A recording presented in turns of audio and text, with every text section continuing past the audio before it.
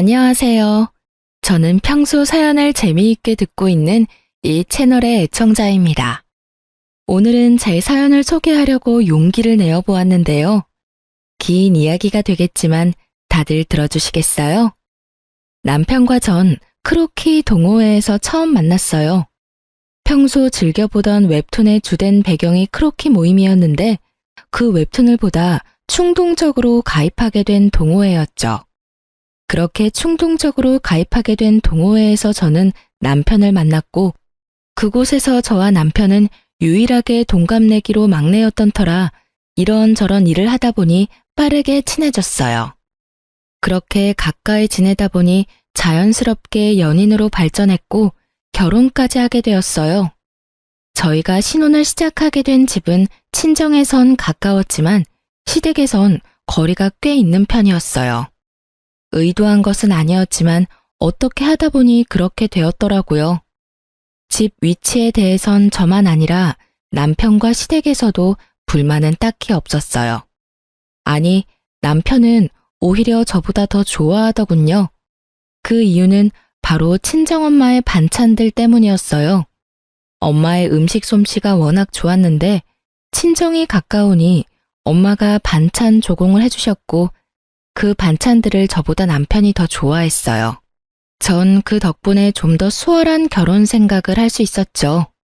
그러던 어느 날 어머님께서 갑작스럽게 집으로 찾아오셨더라고요. 저녁 때가 다 되어 갑작스럽게 들이닥친 어머님의 방문이 당황스럽고 달갑진 않았지만 결혼하고 한 번도 집으로 초대하지 못했던 터라 괜히 죄송한 마음도 들어 잘 대접해 드렸어요. 퇴근 후 옷도 갈아입지 못하고 어머님을 맞이했던 상황이라 새로운 요리 같은 건 해내지 못했지만 마침 엄마가 전날 주고 간 반찬들로 어머님의 밥상을 차려드렸어요. 어머님께서도 꽤 만족스러우신지 쩝쩝 소리를 내며 맛있게도 드시더라고요. 아가, 이 반찬들 네가 만든 거니? 정말 맛있구나. 아, 아니요. 사실은 그거 전부 친정에서 보내주신 것들이에요.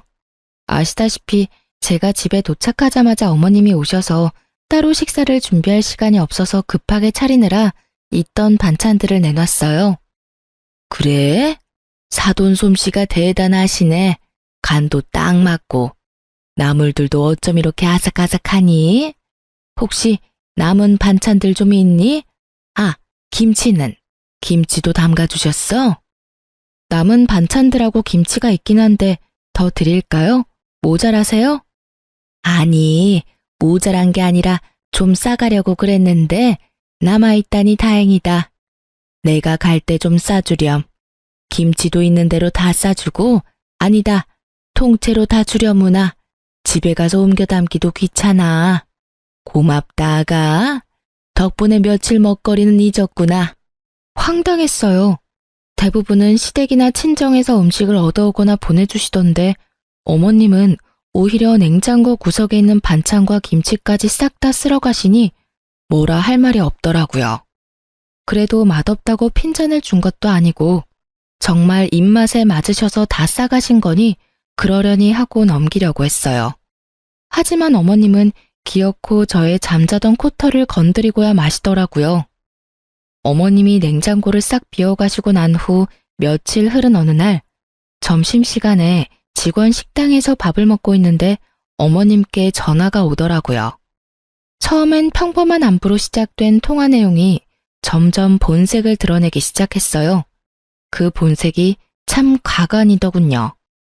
아가, 내가 사실은 부탁이 있어서 전화했어.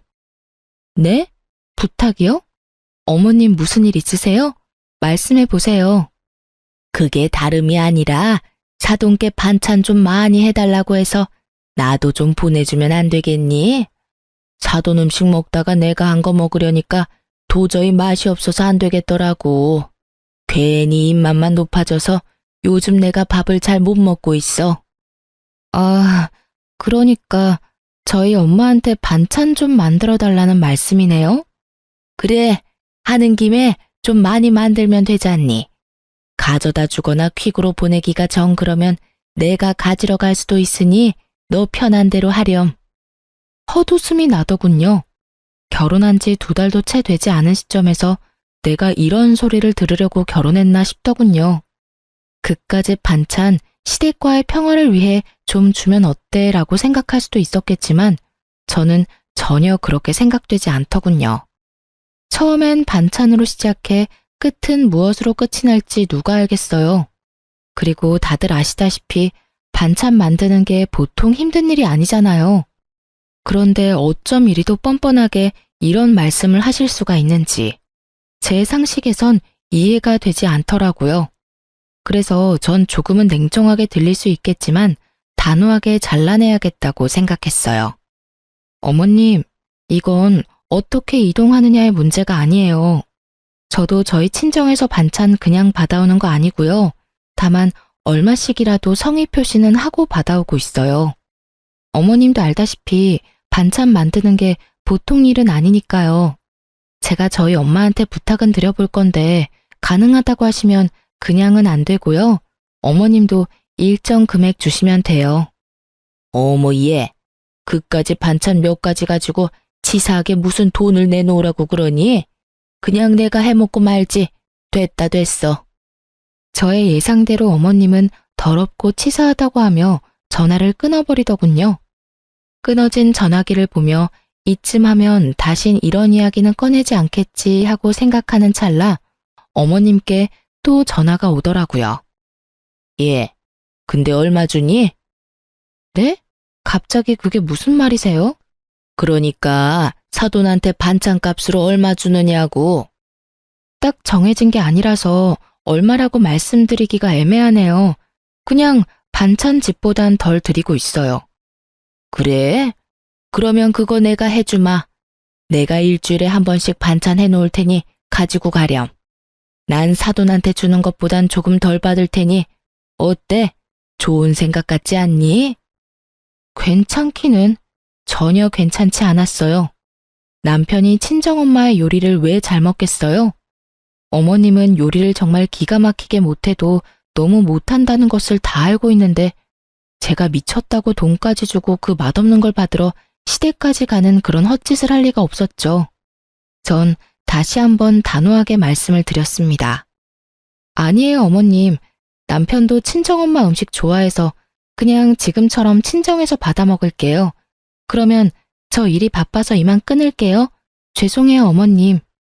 전 단칼에 거절하고 전화를 끊어버렸고 그날 저녁 남편과 밥을 먹으며 어머님과 있었던 일을 말해주었어요. 그러자 남편은 허허 웃으며 이상한 해결책을 제시하더라고요.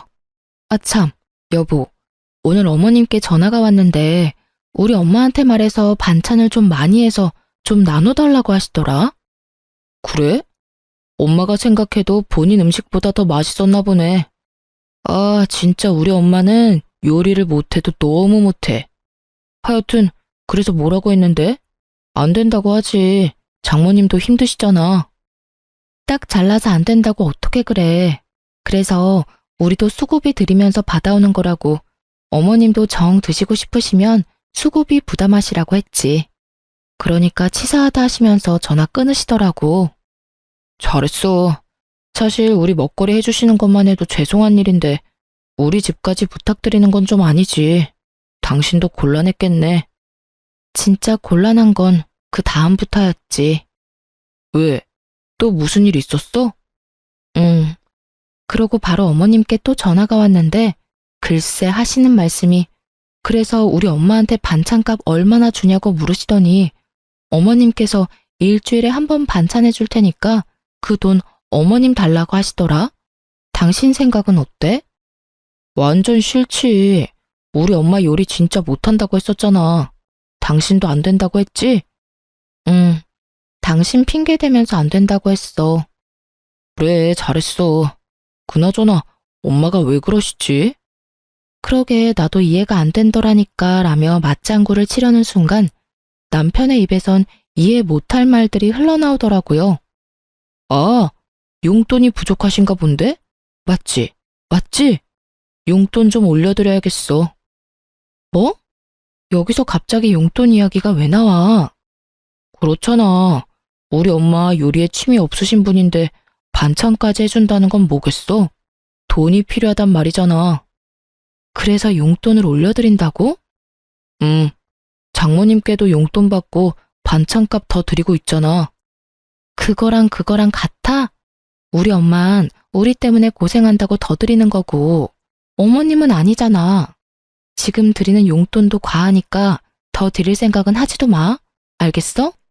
남편은 제 말이 기분이 나빴는지 아무런 대답도 하지 않고 방으로 들어갔고, 반찬에서 시작된 사소한 문제는 예상치 못한 방향으로 흘러가기 시작했습니다. 남편은 다음 날부터 무건 수행을 하는 사람처럼 고갯짓으로 의사소통을 하기 시작했고, 정확히 일주일을 가더군요. 그렇게 제 속을 다 뒤집어 놓던 남편은 드디어 입을 열었고, 그 한마디로 저의 기분도 상할 대로 상해버렸어요. 앞으로 각자 집은 각자 알아서 챙기자. 일주일 만에 꺼낸 첫마디가 저러하니 저도 더는 남편을 어르고 달랠 마음이 싹 사라졌고, 그렇게 하자고 말하곤 함께 관리하던 모든 돈을 공평하게 나눠 가졌어요. 적금, 통장, 투자하던 주식까지도요. 모든 것을 나누고 나니 생활이 심플하고 평화로워지더군요. 평화로운 만큼 대화는 줄었고, 대화가 줄자 싸울 일도 없었어요.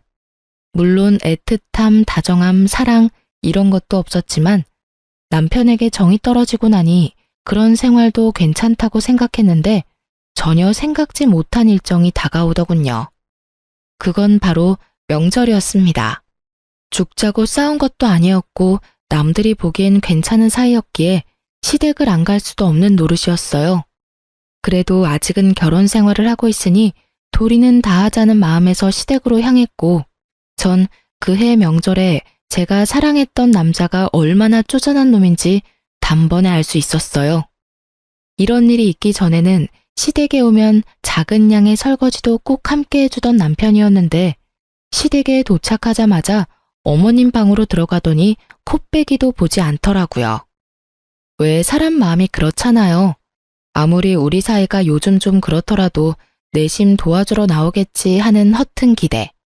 저도 그 기대라는 걸 하며 제사 음식을 준비했고, 그렇게 하다 보니 어느새 다 해버렸더라고요. 다 하고 나니 문득 남편 놈은 도대체 어머님 방에서 무얼 하길래 머리카락 하나 보이지 않나 싶어 어머님 방문을 살짝 열어보았더니, 글쎄 다 큰 놈이 심호 무릎을 베고 누워 부부 생활에 대해서 시시콜콜 어머님께 다 일러바치고 있더군요. 유민이 쟤 연애할 땐 몰랐는데 진짜 모질어. 내가 엄마 용돈 좀 올려주자고 하니까 단번에 안 된다고 하더라니까. 자기가 나서서 올려주자고 해도 모자랄 판국에 어쩜 그렇게 생각도 안 하고 안 된다고 할 수가 있냐고. 내가 진짜 오만정이 다 떨어져서 요즘엔 말도 잘 안 하고 지내. 돈도 각자 관리하기로 했고, 각자 부모님은 알아서 챙기자고 했어. 나 잘했지? 그럼 우리 아들은 언제나 다 잘하지. 근데 그렇게 지내면 너 밥은 어떻게 하니? 밥은 잘 먹고 사는 게야? 밥은 걱정하지 마. 장모님이 매번 반찬해서 가져다 주시는 걸로 잘 먹고 있어.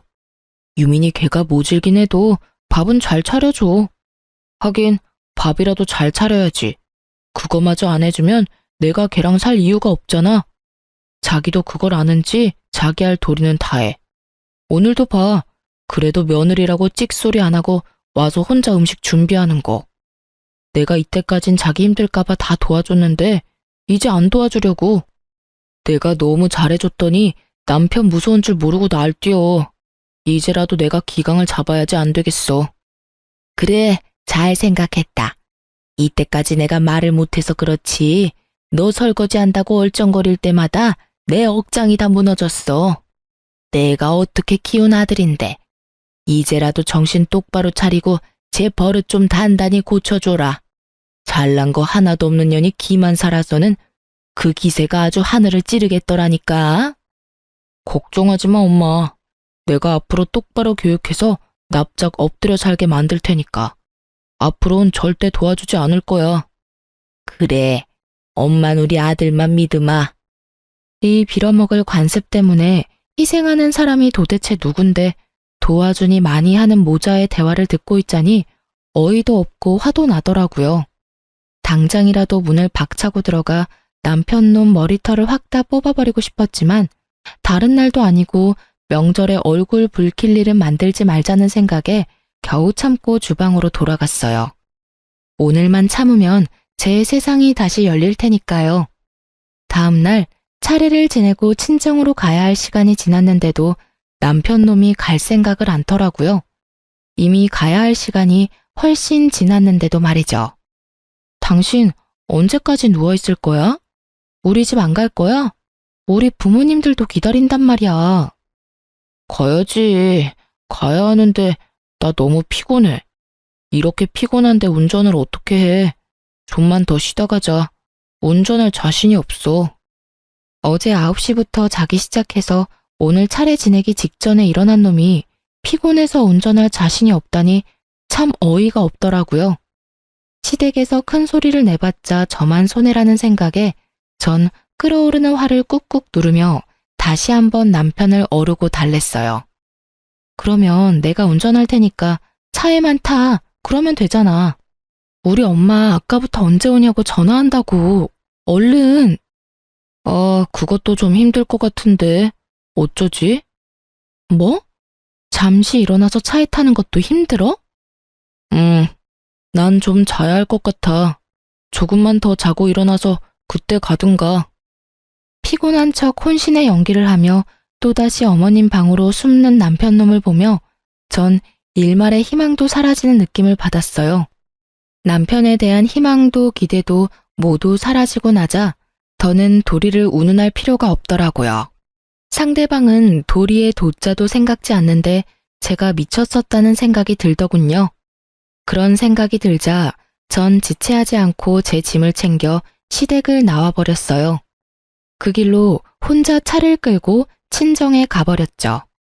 한껏 열받은 얼굴로 혼자 친정에 들어서는 저를 보며 부모님은 적잖게 놀란 눈치셨지만 애써 모른 척 하시며 저를 챙겨주시더라고요. 그러면서 혹시나 하시었는지 아빠가 한 말씀 하시더군요. 부부끼리 감정이 격해질 수도 있고 그러다 보면 싸울 수도 있는 게야.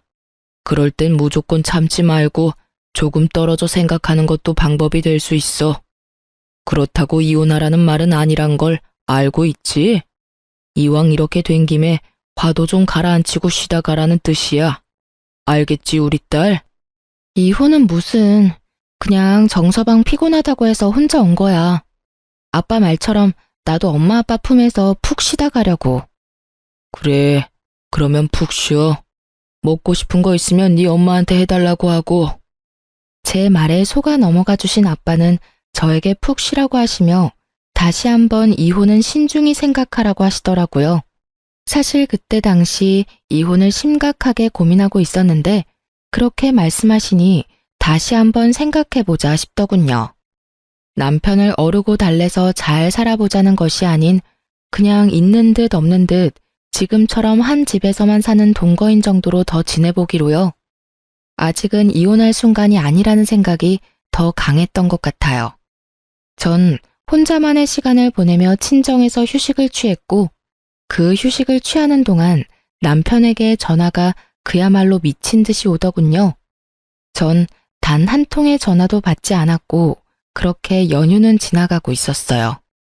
남편은 결국 연휴가 끝날 때까지 친정에 오지 않았고 전 남편이 원하는 대로 아주 공평하게 결혼 생활을 해주기로 다짐을 하게 되었죠. 이젠 도리 따위 생각하지 않고 시댁엔 발길조차 하지 않겠다고 말이에요. 그렇게 시간은 흘러 연휴 마지막 날. 전 그대로 친정에 눌러앉고 싶은 충동을 뒤로한 채 늦은 저녁 집으로 돌아갔어요. 현관문을 열고 집으로 들어서니 언제 온 것인지 알 수 없는 남편놈이 집을 아주 엉망진창으로 어질러 놓은 채 소파에 앉아 텔레비전을 보고 있더라고요. 발 디딜 틈도 없는 곳에서 맥주나 마시며 텔레비전 보는 꼴을 보는데 욕하는 것조차 시간 낭비로 느껴지더군요. 전 염치라는 것도 없이 저를 노려보고 있는 남편의 눈빛을 깡그리 무시한 채 방으로 들어와 씻고 그대로 침대에 누워버렸어요. 예상을 벗어난 제 행동에 남편은 적잖게 당황했는지 구시렁거리며 거실을 치우는 소리가 들려오더라고요. 그랬겠죠. 평소 같았으면 잔소리는 했겠지만 다 치워주었을 텐데. 제가 가장 싫어하는 개판인 꼴을 보고도 말 한마디 하지 않고 방으로 들어와 버렸으니까요. 그렇게 전 남편이 청소를 하는 소리를 들으며 잠이 들었고 일어나 보니 남편은 출근을 했는지 보이지 않더라고요. 전 차라리 잘 되었다고 생각하며 출근을 했고 퇴근을 하고 돌아오니 집에 어머님이 와 계시더군요. 남편이 비밀번호를 알려준 것인지 남편도 없는 빈집에 어머님 혼자 계시는데 어이가 없어 웃음이 다 나더라고요. 그러면서도 참 부지런도 하시다는 생각이 들었어요. 가까운 거리도 아닌데 이렇게 매번 연락도 없이 득달같이 달려오시니 말이에요. 아무도 없는 빈집에서 무얼 하고 계셨나 싶어 집 안을 둘러보니 반찬을 챙기고 계셨던 모양이었어요. 냉장고 안에 있던 반찬을 있는 대로 다 꺼내 챙겨오신 통에 옮겨 담고 있던 흔적이 식탁 위에 고스란히 남아 있었으니까요. 무슨 못 먹은 귀신이 들러붙은 거지도 아니고 아무도 없는 집에서 하물며 사돈이 해준 반찬을 훔치고 있는 어머님의 행실을 보니 화를 내봤자 뭐 하겠나 싶더라고요. 거기서 미주알 고주알 입씨름을 해봤자 똑같은 사람이 될 뿐이고 또 먹는 거로 치사하게 이랬니 저랬니 하고 싶지 않았어요. 그래서 입을 꾹 다물고 옷을 갈아입고 나와 소파에 앉아 제 할 일을 하고 있으니 반찬을 다 챙긴 어머님이 다가와 쏘아붙이기 시작하더군요. 넌 왜 인사를 안 하니? 사람을 봤으면 최소한 인사라도 해야 할 거 아니니? 오셨어요? 인사드리려고 했는데 워낙 바쁘신 것 같아서 타이밍 잡기가 어려워서 기다렸어요. 반찬은 다 챙기셨어요? 그래. 좀 가져가도 되지? 다시 해달라고 하면 되지 않니? 그렇죠 뭐. 반찬 가지고 가시려고 오셨어요? 이 저녁에 연락도 없이? 저도 감정이 많이 상해있던 터라 말이 곱게는 나가지 않더라고요. 그런 제 모습이 어머님 마음에 들 리 없었고 제법 고상한 척 말을 하던 어머님은 화가 단단히 나셨는지 언성을 높이며 폭언을 뱉어내기 시작했어요. 내가 할 일 없이 반찬이나 가지러 왔겠니? 너 왜 그날 그렇게 가곤 연락 한 통이 없니? 최소한 그렇게 가서 죄송하다는 전화라도 한 통 해야 하는 게 예의 아니니? 어쩌면 애가 그렇게 버릇이 없는지. 어른들이 버젓이 지켜보고 있는데 자기 기분 상했다고 짐 챙겨서 남편도 내팽개치고 가는 꼴이라니. 넌 기본적인 예의라는 것도 못 배웠어? 친정에서 그런 기본적인 것도 안 가르쳐주든? 도대체 친정에서 뭘 배워서 시집 온 게야? 예의는 고사하고 기본 개념도 없는 걸 시집을 보내놨으니 아마 모르긴 몰라도 사돈 걱정도 이만저만이 아니실 테다. 너 그렇게 행동하면 네 부모가 욕먹어. 알겠니? 예의뿐 아니라 개념까지 없는 사람이 누군데 감히 친정을 들먹이며 윽박지르시는지 결국 전 폭발을 해버렸고 몸을 움직이기 시작했어요. 일단 시모가 정성스레 옮겨 담은 반찬들을 싹 다 다시 옮겨 담고 냉장고에 넣은 후 그 앞을 막아섰어요. 제 모습을 넋놓고 보고 있던 어머님은 저에게 다가가 노발대발하기 시작하더군요. 너 지금 뭐 하는 짓이야? 기껏 옮겨둔 걸 왜 다시 옮기는 게야? 그리고 지금 이 행동은 또 뭐니? 네가 냉장고 앞을 막고 서 있으면 내가 못 가지고 갈 것 같아? 네, 못 가지고 가세요. 방금 친정에서 뭘 배웠냐고 물으셨죠? 전 이렇게 배웠어요. 무례한 인간한텐 쌀 한 톨, 물 한 모금 나눠줄 필요도 없다고요. 뭐야? 그럼 내가 지금 무례하다 이 말이야? 그러면 아니시라고 생각하세요? 아무도 없는 빈집에 연락 한 통 없이 오셔서는 묻지도 않고 반찬 챙기시는 것도 기가 막히는데 친정에서 뭘 배웠냐고요? 그러면 어머님은 친정에서 뭘 배우셨나요? 뭘 배우셨길래 남의 집에 이렇게 쳐들어오셔서 이렇게 무례한 행동을 서슴없이 하시는 거냐고요? 앞으로 저희 엄마가 해주신 귀한 음식 어머님께 나눠드릴 생각은 추호도 없으니까 다신 마음대로 오셔서 가지고 가지 마세요. 한 번만 더 이러시면 아예 반찬 받아오지도 않을 거예요. 물론 그렇게 되면 어머님 아들도 쫄쫄 굶고 살아야겠죠. 참고로 전 회사 생활하면서 주방 일까지 할 생각은 전혀 없거든요. 이 인연이 지금 뚫린 입이라고? 결국 어머님의 입에서 욕이 나오는 순간 짝 하는 마찰음과 함께 저의 뺨에 고통이 느껴졌어요. 화가 날 대로 난 심호가 제 뺨을 날린 거였어요. 뺨에서 선명한 고통이 느껴지며 이 인간 같지 않은 인간이랑 무슨 대화를 하겠다고 이러고 있나 하는 생각이 강하게 들더군요. 성질 같아선 똑같이 한 대 올려붙이고 싶었지만 그래도 차마 어른이라 때릴 순 없었기에 어머님의 팔을 붙잡고 질질 끌어 문 밖으로 쫓아내 버렸어요. 너 지금 뭐 하는 짓이야? 이거 못 놔? 당장 놓으라고. 한 대 맞아드렸으니 다신 찾아올 생각도 하지 마세요. 그렇게 집에서 내쫓긴 심호가 가만두지 않을 거다. 남편에게 다 말해 당장 이혼시켜 버릴 거다. 네가 이러고도 무사할 것 같으냐며 집 밖에서 고래고래 소리를 질렀지만 전 다 무시해버렸어요. 얼마나 지났을까요? 시끌시끌하던 밖이 조용해지자 남편 놈이 들어오더라고요. 어머님과 통화라도 한 것인지 화가 잔뜩 난 얼굴로 저에게 따져 묻기 시작하는데 둘 다 참 개념 없는 건 매 한 가지라는 생각이 들더군요. 야, 네가 제정신이야? 어떻게 시어머니를 질질 끌어다 내쫓을 수가 있어? 미쳤어? 미치지 않고서 어떻게 그딴 짓을 해? 고래고래 소리를 지르는데 순간 어머님의 모습이 떠오르며 전 남편 뺨을 때려버렸어요. 순식간에 일어난 상황에 아무런 방어도 하지 못한 채 뺨을 맞아버린 남편은 어리둥절한 얼굴로 저를 바라보더라고요. 그렇게 볼 필요 없어.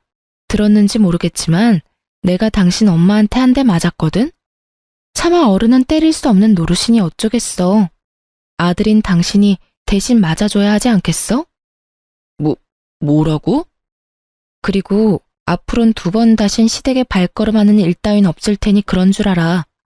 어머님이 이렇게 나오시는 이상 앞으론 당신의 식구들하고 얼굴 맞대고 살 일은 없을 거란 말이니 똑똑히 기억해줬으면 좋겠어. 아참, 그리고 다시 한번 우리 집 비밀번호 어머님께 알려주는 날엔 당신도 이 집에서 쫓겨나는 건 물론이고 그날이 우리 이혼하는 날이 될 테니 알아서 잘 행동하길 바랄게. 제가 그렇게 말하자 남편은 절 경멸한다는 눈빛으로 쳐다보더라고요. 한때는 없으면 안 될 것처럼 사랑했던 사이였는데 어쩌다 이런 말과 이런 눈빛을 주고받는 사이가 되어버린 것인지 조금은 서글픈 생각마저 들더라고요. 그날 이후 다행스럽게도 어머님은 찾아오시거나 연락하시는 일은 없었지만 남편과의 관계는 되돌릴 수 없는 사이가 되어버렸어요. 한 집에 살며 눈도 마주치지 않았고 함께한 식탁에 앉는 일도 전혀 없었으니까요. 물론 상황이 그렇게 되니 전 친정을, 남편은 시댁을 챙기는 생활이 더욱 당연해졌고 전 오히려 더 좋더라고요. 사실 친정에서 받는 도움이 많은데도 불구하고 친정만 챙기려니 아무래도 남편이나 시댁 눈치가 보였는데 이젠 그런 눈치 따윈 보지 않고 마음 편히 친정을 챙길 수 있게 되었으니까요. 이런 저와는 달리 남편 놈은 불만이 많아 보이더라고요. 자명한 일이었죠. 시댁의 크고 작은 행사에도 전혀 참여하지 않을 뿐 아니라 집안에서도 전 딱 제 몫의 것만 빨고 치우고 먹고 했으니까요. 저에겐 손해볼 것이 하나 없는 생활이 이어지던 어느 날 어김없이 제사가 다가왔고 퇴근 후 전 당연히 시댁으로 가지 않고 집으로 돌아왔어요. 시댁에서 설마 하며 저를 기다리던 남편은 퇴근 시간이 지나도 제가 오지 않자 전화가 오기 시작했고 제가 무시를 하니 남편 대신 어머님에게서 전화가 오기 시작하더군요. 그마저도 무시하자 번갈아 가면서 전화가 오기 시작하는데 그 시간에 제사 준비나 하지 하는 생각이 들더라고요. 그렇게 끊기지 않고 울리는 전화기를 식탁에 올려두고 집안일을 하는데 친정 엄마가 집으로 오셨어요. 마침 근처에 볼 일이 있었는데 오신 김에 반찬을 두고 가려고 오셨다고 하시더라고요. 그렇게 바리바리 싸서 오신 엄마는 딸이 힘들까봐 차곡차곡 냉장고에 다 정리해서 넣어주시고 전 그런 엄마를 보는데 왜인지 눈물이 왈칵 쏟아져 급히 화장실로 들어가 마음을 진정시키고 나오던 그때였어요. 엄마가 제 휴대전화로 통화를 하고 계셨는데, 아니, 정확히는 엄마는 아무 말도 하지 않으시고 듣고만 계셨고 상대방이 일방적으로 쏘아붙이기 시작하는데 굳이 묻지 않아도 누구인지 단번에 알 수 있겠더군요. 얼마나 소리를 질러대는지 그 목소리가 크게 울리고 있었으니까요. 시모는 전화를 받은 엄마가 당연히 저일 거란 착각을 하고 욕설을 내뱉기 시작했고 한 번 시작한 말은 굳이 엄마에게까지 알리고 싶지 않았던 사실을 알리고야 말았어요. 여보세요? 여보세요? 여보세요라는 말이 나오니 지금? 너 진짜 제정신이 아니구나. 어떻게 며느리가 돼서 한 집안의 제사를 무시할 수가 있어? 내가 이날 이때까지 살면서 너같이 되먹지 못한 년은 보지를 못했다. 도대체 넌 뭘 믿고 이렇게 막 나가는 게야? 그때 한 대 맞은 걸로는 정신을 못 차리겠든? 아예 그 머리털을 다 뽑아놔야 정신을 차릴 것이야. 내가 당장 가서 그 머리털 다 뽑아놓기 전에 얼른 와서 제사 준비해. 정말 딱 이렇게 말하고선 전화를 끊어버리셨고 엄마는 큰 충격에 빠지셨죠. 딸이 시댁에서 이런 취급을 받고 있는 것도 기가 막히는데 맞았다는 사실까지 알게 되었으니 어떤 말을 꺼내야 할지도 막막하더라고요.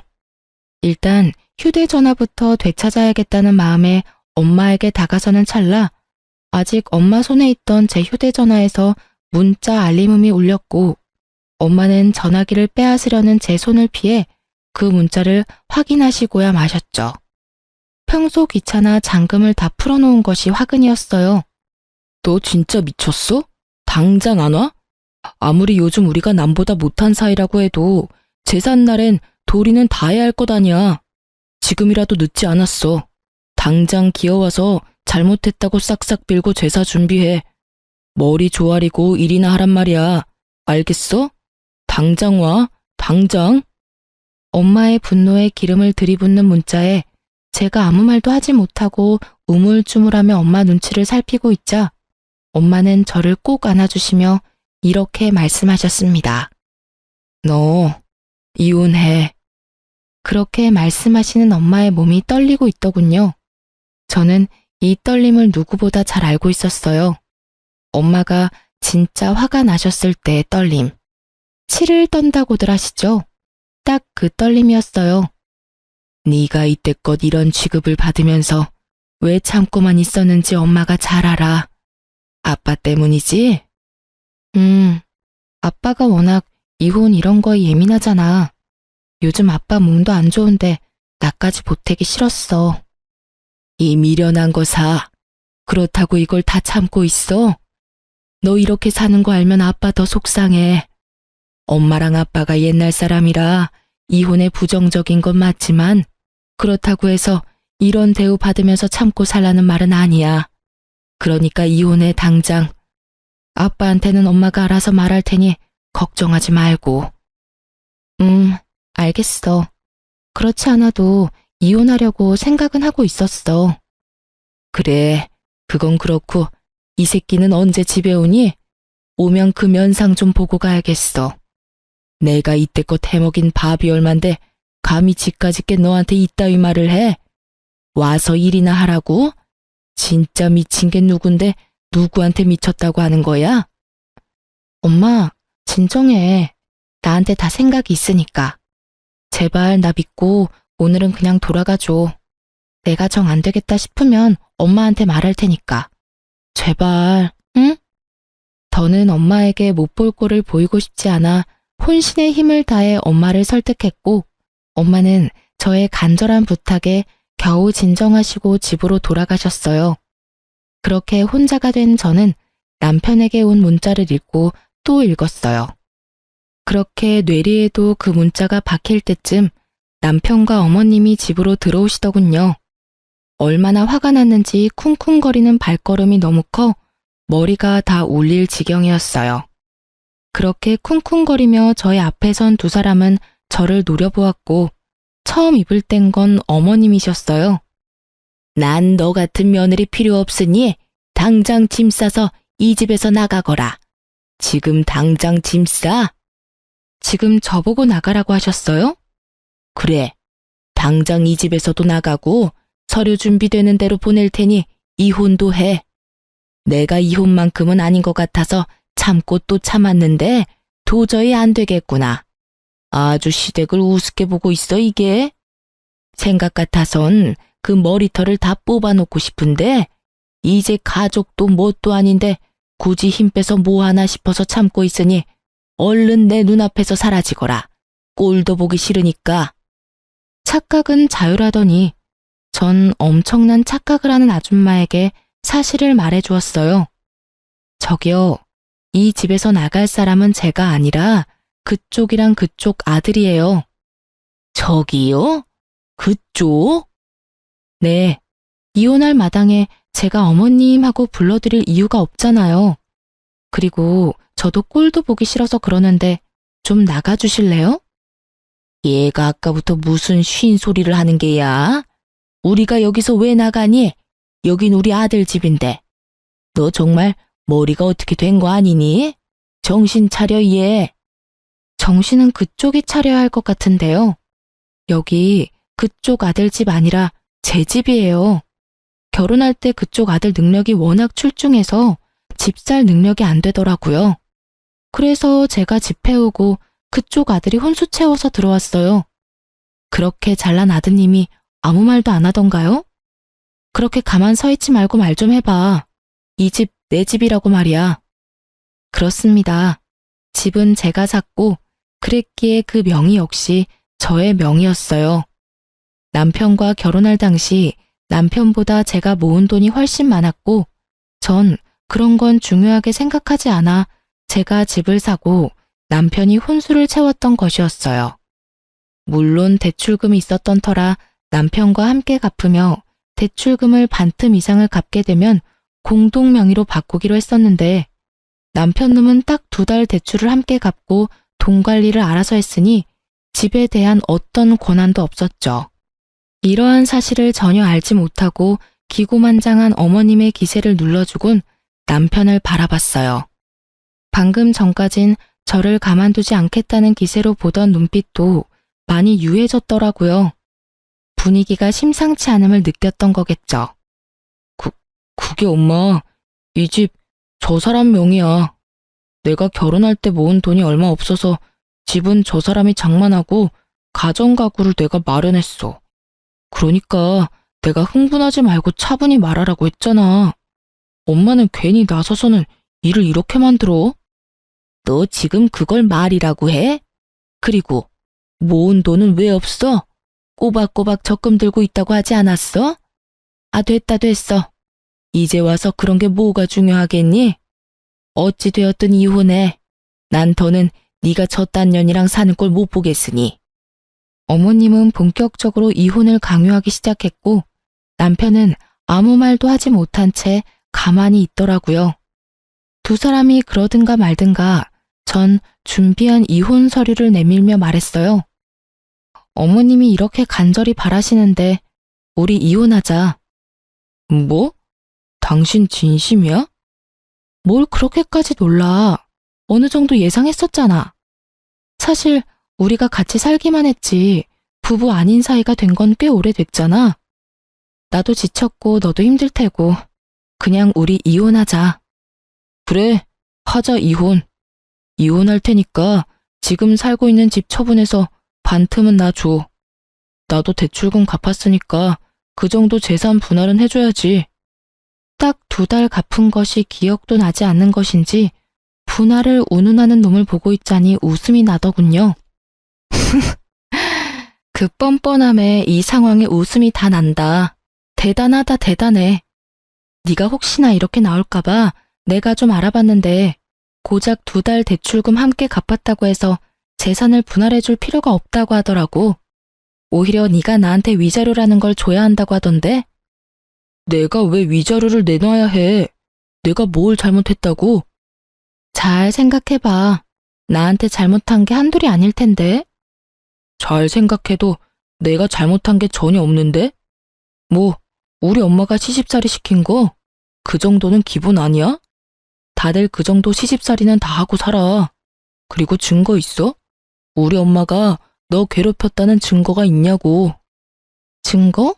증거 충분하지.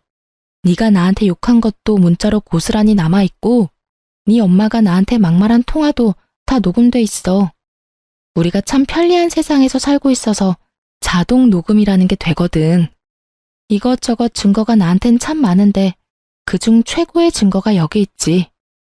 딱 제가 예상했던 대로 남편놈은 노발대발하며 저에게 따져 묻기 시작했고 전 꽤 오래 준비했던 사진들을 남편에게 던져주었어요.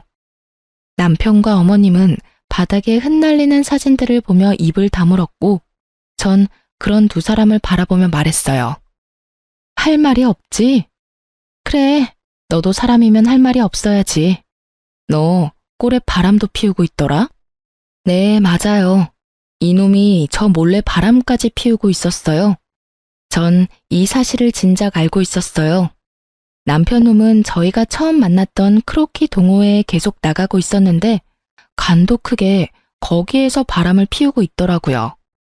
당연히 그 동호회엔 저와 친한 사람들도 있었기에 남편의 외도 소식은 제 귀에도 들려왔고 제가 믿지 않자 사진까지 보내주어서 모든 사실을 알게 되었죠.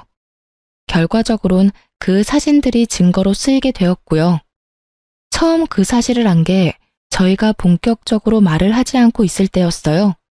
정말 배신감에 치가 다 떨리더군요. 당장이라도 이혼을 하고 싶었지만 중간에 나왔듯이 부모님께서 받으실 충격이 걱정돼 미련스럽게 참아왔던 것이었어요. 그리고 사이가 이렇게까지 되기 전에는 내가 노력하면 남편이 다시 돌아오지 않을까 하는 기대가 있기도 했고요. 얼마나 헛된 기대였는지 지금 생각하면 제 자신이 참 한심하고 바보 같지만 그땐 그게 최선이라고 생각했어요. 하여튼 친정 엄마까지 이혼을 허락하고 권해주었으니 저에겐 더는 망설일 이유가 없었고 오랫동안 간직했던 이혼 서류를 꺼내게 된 것이었죠. 아무 말도 하지 않고 있던 남편은 머릿속에 계산을 끝낸 듯 무릎을 꿇고 빌기 시작하더군요. 여보, 나 당신이 바라는 대로 이혼할게. 당신이 아무것도 안 줘도 이혼할게. 그리고 위자료도 줄 테니까 상간녀 소송만은 하지 말아줘. 제발 부탁이야. 아, 이 와중에 상간녀 소송할까봐 걱정이 되나 봐? 왜? 그 상간녀가 피해보는 건 싫어? 내 인생은 이따위로 만들어 놓고? 너 진짜 뻔뻔하다. 나한테 그런 부탁이 하고 싶어? 그게 아니라 말 못할 이유가 있어서 그래. 상황 파악이 안 되지? 없는 이유를 만들어서라도 날 설득해도 모자랄 판국에 말 못할 이유를 들먹이며 그런 부탁을 한다고? 너 진짜 내가 우습구나? 이 와중에도 상간녀부터 챙기나 싶어 기가 막히는 그 순간 남편의 입에선 더욱 기가 막히는 말들이 흘러나오더군요. 내가 이렇게 부탁할게. 사실은 이 여자 우리 부장님 와이프야. 우연히 동호회에서 만났는데 서로 하소연하다 보니 이렇게까지 돼버렸어. 당신한테 입이 10개라도 할 말이 없고 내가 다 잘못했어. 내가 이렇게 빌 테니까 제발 상간녀 소송은 안 하면 안 될까? 갑자기 태세를 바꾼다 싶더니 다 이유가 있더군요. 다른 사람도 아닌 직장 상사의 아내라니. 간이 크다 했더니 정말 강 큰 짓은 따로 하고 있었더라고요. 참 기가 막힌다 진짜. 일단 생각 좀 해볼 테니까 짐부터 싸서 나가. 한시라도 너 같은 인간이랑 한 공간에 있고 싶지도 않으니까. 가는 길에 네 옆에 정신 빼고 서 있는 네 엄마도 모시고 가. 저의 단호한 태도에 남편과 어머님은 한 발 물러서 집을 나가주었고 전 다시 혼자가 된 집에서 이혼을 진행했어요. 이유가 어찌되었든 간에 저는 남편 뜻대로 해줄 생각은 전혀 없었어요. 전 이혼과 함께 상간녀 소송도 진행했고, 전 위자료를 두둑히 받고 이혼을 할 수 있었습니다. 이혼 소식과 함께 이혼 사유가 전 남편 회사에 소문나는 것은 시간 문제였어요. 쉬쉬한다고 그런 사실이 어디 숨겨지던가요? 수군거리기 딱 좋은 가십거리는 어떤 말보다 빠르게 퍼져나갔죠. 결혼 전부터 친하게 지내서 언니 동생 사이가 된 전 남편 회사 동료에게 들은 바로는 전 남편은 회사를 그만뒀다고 하더군요. 회사 동료들의 눈초리도 힘들었지만 상간녀 남편의 아낌없는 핀잔에 결국 버티지 못하고 사표를 냈다고요. 아, 당연히 상간녀도 이혼을 당했고 오갈 데가 없어진 상간녀가 전 시댁으로 짐을 싸들고 들어갔다고 하더라고요. 하지만 오래 버티지 못했다고 했어요. 다들 아시다시피 전 시모의 개념 없는 시집살이에 오만 정이 떨어진 상간녀는 전 시모 머리채까지 잡으며 한바탕 해치우고 나갔다는 말을 듣는데 참 통쾌하더라고요. 그렇게 머리채를 잡고 싶어 하더니 결국 새 며느리한테 머리채를 잡혔잖아요. 하여튼 그 여자와 전 남편이 법적 부부가 된 건 아니라 헤어졌다고 이혼을 한 건 아니었지만 전 시모 덕분에 사실상 2번의 이혼을 경험하게 된 전 남편은 취업이 되자마자 전 시모와 연을 끊고 나갔다고 해요. 그러면서 하는 말이 저를 더 통쾌하게 하더군요. 근데 언니도 알지? 이 바닥 좁은 거. 거기에다 부장님이 눈에 불을 켜고 지켜보고 있는데 새로운 회사 간다고 한들 오래 버틸 수나 있겠어? 이미 소문 쫙 나서 오래 버티긴 힘들 거야. 아마 제대로 된 직장 생활 하려면 아예 업종을 바꿔야 할 텐데 그게 쉽진 않을 거야. 그렇게 언니 맘고생 시키더니 벌 받은 거지 뭐. 이 소식을 마지막으로 전 남편의 소식은 더는 들을 수 없었어요. 저도 더는 전 남편 소식을 전하지 않아도 된다고 하기도 했고 그 동생도 더는 전 남편의 소식이 들리지 않는다고 하더라고요. 그렇게 1년 조금 넘은 결혼 생활이 끝이 났네요. 전 여전히 회사 생활을 잘하며 잘 지내고 있어요. 결혼 생활이 짧았던 것에 비해 워낙 끔찍했던 터라 이제 제 인생에 남자는 없다고 생각했었는데 시간이 흐르니 그 생각도 달라지더라고요. 현재 전 1년 넘게 만난 남자친구가 있어요. 지금 만나는 남자친구는 직장 동료인데요. 저의 이혼 사실을 알고도 저를 오래 기다려준 덕분에 만남을 시작하게 되었어요. 결혼을 전제로 진지하게 만남을 가지고 있긴 하지만 이 만남이 정말 결혼으로 이어질지 연애에서 끝이 날지는 아무도 모르는 일이겠죠? 결과가 어떻게 되든 전 앞으로 어떠한 이유가 있더라도 참으면 안 될 일에 참고 살진 않기로 결정했고 저를 좀 더 사랑해주며 살아가려고요. 제 인생에서 가장 중요한 것은 저이니까요. 이로써 저의 사연은 끝이 났네요. 저의 긴 사연 들어주셔서 감사합니다.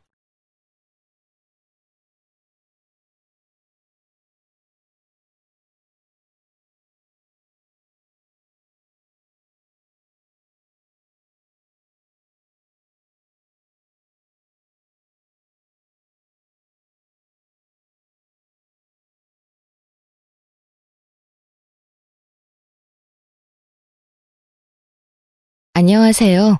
천안에 사는 45세 여성입니다. 저는 30대일 때 40대가 오는 걸 막연히 무서워했던 사람입니다. 그런데 벌써 머지않아 50대를 앞두고 있는 지금은 이상하게 평온합니다. 아무래도 제가 평범하지 않은 파란만장한 삶을 살아서 그런가 봅니다. 오늘은 감히 어쩌면 저보다 인생 선배님들 앞에서 제가 그동안 살아온 제 인생 이야기 한번 털어놓으려 합니다. 오늘 제 사연 함께 들어주시고 아낌없는 응원과 여러분의 생각 많이 남겨주시면 정말 감사하겠습니다. 그럼 제가 많은 힘을 얻어갈 것 같습니다. 저는 남들보다 조금 늦은 나이에 결혼을 했습니다. 결혼을 늦게까지 못한 특별한 일이나 아픈 사정이랄 건 따로 없었습니다. 그냥 일하면서 바쁘게 살다 보니 남들 결혼할 때 못했고 정신 차려보니 제 옆에는 그렇다 할 짝이 없더라고요. 만약 과거로 돌아간다면 저는 사랑을 마음껏 할 것 같아요. 사랑하는 것도 짝을 만나는 것도 다 좋은 때가 있다고 생각하거든요. 남편은 제가 37살일 때 처음 아는 사람 소개로 만났습니다. 그는 39살이었고 저보다 2살 연상이었습니다. 30대 적정 나이를 넘어가면 아무래도 짝을 찾기가 쉽지 않잖아요. 주변에 일단 싱글인 사람이 별로 없는 건 둘째치고 나이가 있는 만큼 다들 보는 눈이 높아지니까요. 그런데 이상하게 남편과 저는 첫눈에 서로를 마음에 들어 했습니다.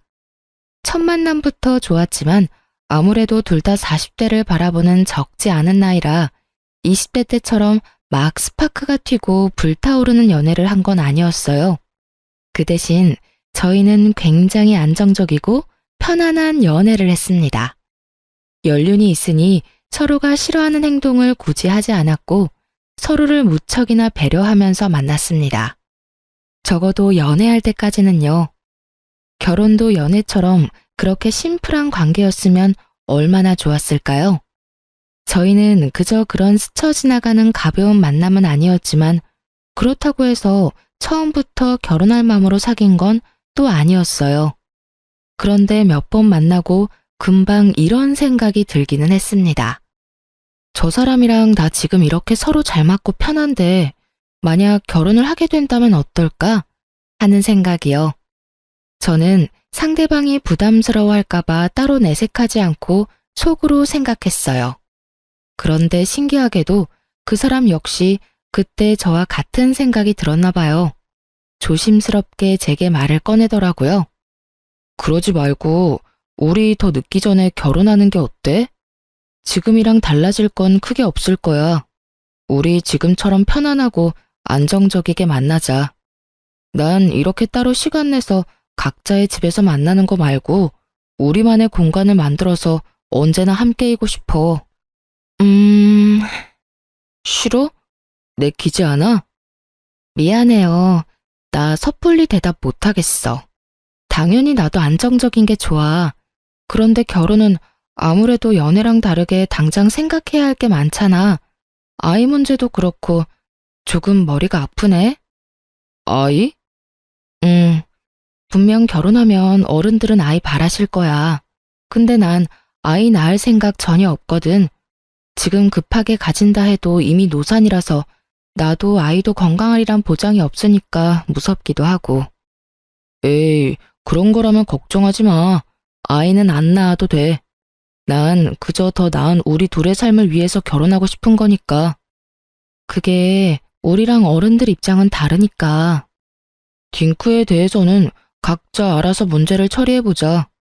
당신은 당신 부모님만 설득하면 돼. 난 우리 부모님한테 잘 얘기할 테니까. 그럼 이제 우리 결혼에 아무런 문제 없지? 그게 가능할까? 가능하게 해야지.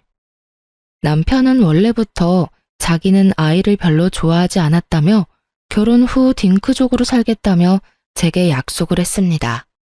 저는 아이를 좋아했지만 현실적으로 저희 나이가 맘에 걸렸죠. 그리고 혹시나 각자 부모님께 설명한다 해도 어른들 입장은 다를 수 있으니 예비 시부모님 인사드리러 가는 자리에 잔뜩 긴장하고 말았어요. 그런데 남편은 본인이 내뱉은 말처럼 알아서 잘 해결해뒀더라고요. 수지 씨, 애를 안 낳고 싶다면서요? 네. 엄마, 수지 씨만 그런 게 아니라 나도 같은 생각인 거 아시죠? 그래, 알지. 아이고, 아이 근데 수지 씨 왜 이렇게 긴장했어요? 긴장 풀어도 돼요. 난 우리 아들 수지 씨 만나서 이렇게 결혼하는 것만으로도 너무 기뻐요. 요즘 세상에 애 안 가지면 뭐 어때요?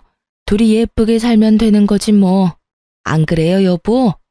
우린 아들 평생 장가가는 모습 못 보고 죽는 줄 알았잖아요. 그래요.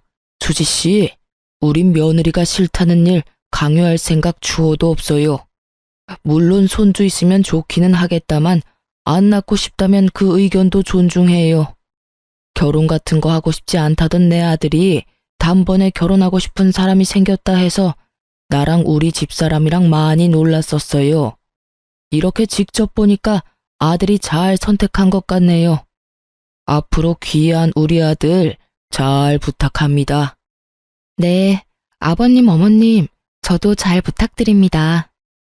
수지 씨, 내 말 맞지? 우리 엄마 아빠 열려 있으신 분들이야. 꽉 막힌 옛날 사람들 아니라고.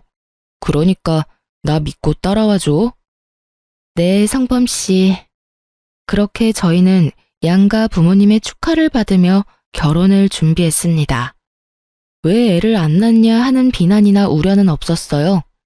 그저 애가 대수냐, 너네 행복하면 됐다, 드디어 늦게라도 장가를 보낼 수 있어서 마음이 놓인다 등등 양가 어른들의 격려와 응원을 들으면서요. 남편과 저는 1살 더 먹기 전에 하루라도 더 젊은 날 결혼식을 하려고 발등에 불이라도 떨어진 듯 결혼 준비를 급하게 했습니다. 그래서 교제한 지 1년도 안 되어 결혼에 꼴이 나게 됐습니다. 만약 제가 젊은 나이였으면 다들 성급하게 준비하는 거 아니냐며 주변에서 말을 보탰겠지만 나이가 있는 만큼 주변에서도 축하만 했지 별말 없었어요. 저도 남자가 거기서 거기지 하며 큰 걱정은 없었고요.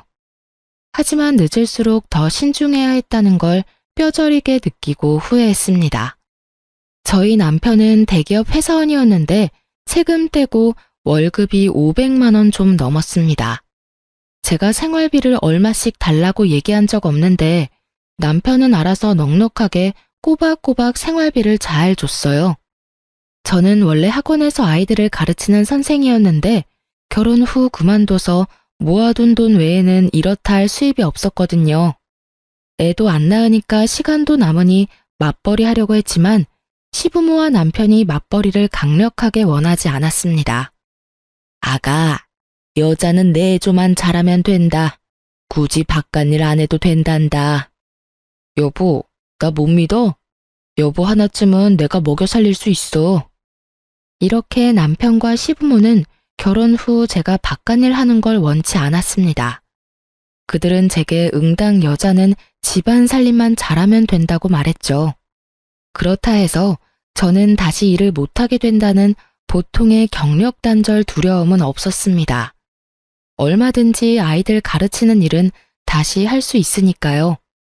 남편은 제가 일 안 하는 대신 어느 정도 내조를 원했습니다. 그렇다고 남편이나 시부가 제게 엄청 유별나게 구는 것도 아니었어요. 그래서 저는 그냥 남들처럼 평범하게 집안일하고 밥하고 그렇게 살았습니다. 남편 성격은 그 정도면 다정한 편에 속했고 저희는 각자 서로 맡은 일들을 해내며 감정 상하는 일 없이 잘 지냈습니다. 그래서인지 다행히 결혼하고 근 3년간은 평화로웠네요. 처음엔 남편 말대로 연애 때와 크게 바뀐 것은 없었고 오히려 저희 사이는 결혼이라는 결속으로 저희 관계는 더욱 안정을 찾은 듯했어요. 그런데 가끔 저에게 향하는 말은 아니었지만 평소 조금 거슬렸던 남편의 언행은 분명 있었습니다. 여보, 빨리 와서 TV 속 저 여자 좀 봐. 어디 여자가 말이야. 어른 말씀이면 하늘같이 알고 무서워해야지. 시부모한테 저 대드는 모양새 좀 봐. 정말 드세다. 그리고 어른들이 그러라면 군말 없이 알겠습니다. 해야지. 저 여자는 저럴 거면 결혼을 왜 한 거야? 난 처음부터 안 봐서 모르겠네. 저게 지금 무슨 상황인데? 보니까 저 며느리라는 여자가 시어머니 말을 죽어도 안 들어. 냉장고 정리 좀 해야겠다고 한마디 했다고 시어머니한테 간섭하지 말라는 거야. 아니 감히 하늘 같은 시부모님한테 말이야. 방송이잖아. 저런 거 다 대본이라더라. 너무 열내지 마. 근데 나는 온다는 연락 없이 비밀번호 치고 매일 냉장고 검사하러 오는 시어머니 쪽도 좀 이해 안 가네. 뭐? 뭐야? 당신도 같은 상황이면 저럴 거야? 에이, 우리 어머님은 안 그러시잖아. 아니, 그러니까 만약에 말이야. 나는... 에이, 잘 모르겠어. 당신은 왜 TV 보다가 괜히 나한테 그래? 남편은 드라마 속 허구 상황은 물론 실제 고부 갈등이 나오는 방송을 보면 꼭 그렇게 시모 편에 서서 차별적인 말들을 덧붙였어요. 그럴 때마다 저의 생각을 물어보는 남편에게 마냥 솔직하게 속내를 다 말할 수는 없겠더라고요. 괜히 남편이 감정이입해서 제게 싫은 소리 하는 것도 듣기 싫고 저도 굳이 그를 자극해서 긁어부스럼 만들기 싫었거든요. 그래서 저는 최대한 대화 주제를 다른 곳으로 돌리고 그런 일들이 당장 제 일 아니니까 얼버무려 썼네요. 다 미래에 제 일이 될 줄은 모르고요. 그러면서 저는 점차 연애 때는 미처 몰랐던 남편의 꼰대 같은 마인드를 인식하게 됐습니다. 남편은 어쩌면 시부모보다 더 옛날 사람 같은 마인드를 가지고 있었어요. 어른들 말은 무조건 들어야 한다 생각하는 사람이었죠. 저도 어른 공경하는 건 좋아요. 하지만 남편은 소위 요즘 말로 꼰대 같았어요. 시부모 역시 앞서 잠깐 말씀드린 것처럼 여자는 내조하는 걸 중시했고 남자는 밖에서 돈만 벌면 된다는 옛날 사람들이긴 했어요. 그렇지만 저희 남편만큼은 심하진 않았어요. 하지만 그건 다 제가 착각하고 있었던 거였어요. 끝까지 겪어보니 결국 그 부모의 그 아들이더군요. 저는 보수적인 그들의 의견들을 완전히 모두 다 이해하는 건 아니었지만 항상 그러려니 했습니다. 시가에서 제사를 크게 여러 번 지냈지만 거기에 대해 큰 불만도 없었습니다. 저 또한 제사 지내는 집안에서 자랐거든요. 그리고 시댁에 인사하러 가는 것들도 저는 크게 부담이 없었어요. 오히려 자주 인사드리러 갔기 때문에 시모랑 금방 친해졌고 그 흔한 고부 갈등 같은 것도 전혀 없었으니까요. 하지만 순응하던 제가 변하자 점점 저희 결혼 생활에도 조금씩 금이 가더군요. 제 내조에 아무런 불만 없던 남편과 시부모가 한 가지 사건으로 쥐 잡아먹듯 괴롭히며 저에게 달려들었거든요. 다름이 아니라 이미 저희는 3년 전에 아이를 낳지 않겠다 합의하고 결혼을 한 거잖아요. 그런데 갑자기 남편의 생각에 변화가 생겼는지 아님 시부모가 원하는 건지 뜬금없이 제게 아이를 낳자 하더군요. 여보, 우리 아무래도 애가 한 명 정도 있는 편이 좋지 않을까? 어? 아이? 갑자기 무슨 말이야 그게. 우리 결혼하기 전에 분명 아이 안 낳고 딩크족으로 살기로 했잖아. 그랬었나? 뭐 그랬어도 지금은 생각 바뀐 지 오래야. 나이 들어갈수록 왜 이렇게 애들이 귀여워 보이는지 모르겠어.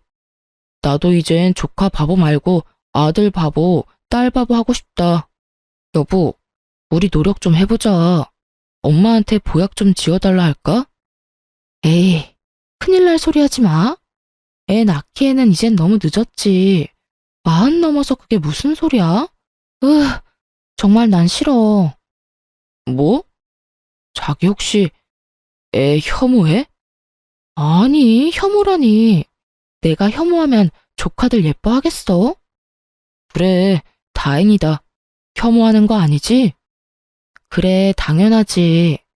난 그냥 노산의 위험이 싫을 뿐이야. 괜찮아, 괜찮아. 그냥 한 명 낳자. 뭐? 지금 자꾸 뭐가 괜찮다는 거야? 아니, 당신이 낳고 싶다 해서 애가 바로 나아지는 게 아니잖아. 게다가 내가 위험한 건데 당신이 뭐가 괜찮다는 거야? 아니, 당신 나랑 같이 부부로 살면서 이제 내 성격 잘 알 거 아니야? 설마 아직도 내 성격 모르겠어? 다들 결혼 전에는 당연히 서로 듣고 싶은 말만 해주고 보기 좋은 모습만 보이려고 내숭부리잖아. 나도 그랬던 것뿐이야.